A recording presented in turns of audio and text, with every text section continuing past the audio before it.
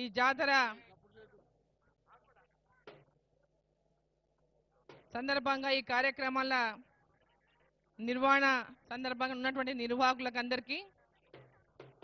మరి కమిటీ సభ్యులకు అందరికీ, ఈ ట్రస్ట్ సభ్యులకు అందరికీ కూడా నమస్కారాలు తెలియజేస్తూ, ఈరోజు మహంకాళి జాతర సందర్భంగా, అమ్మవారి బోనాల పండుగ సందర్భంగా తెలంగాణ ప్రజలకు అందరికీ కూడా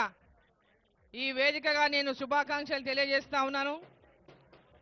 పెద్ద ఎత్తున గ్రామాల్లో ఈరోజు బోనాల పండుగ జరుగుతూ ఉంది. ప్రతి ఒక్కరూ అమ్మవారి యొక్క ఆశీర్వాదం కోసం బోనాన్ని ఎత్తుకొని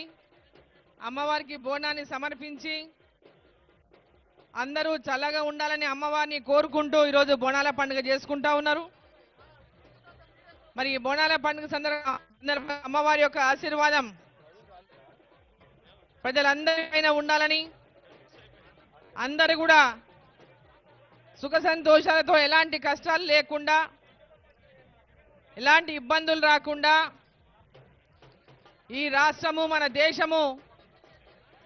అన్ని రకాలుగా అభివృద్ధి పదంలో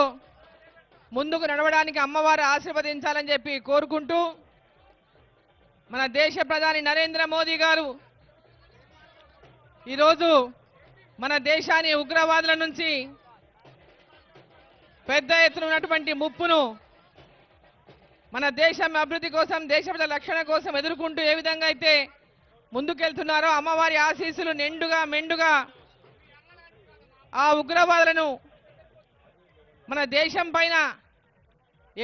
మన దేశం పైన మళ్ళొకసారి మన వైపు చూడకుండా వారికి గుణపాఠం చెప్పినటువంటి తీరును అమ్మవారు కూడా పూర్తిగా స్థాయిలో అమ్మవారు ప్రధానమంత్రి గారిని ఆశీర్వదించాలని, దేశ ప్రజలను ఆశీర్వదించాలని కోరుకుంటూ అందరికీ మరోసారి శుభాకాంక్షలు తెలియజేస్తా ఉన్నా. మన నగర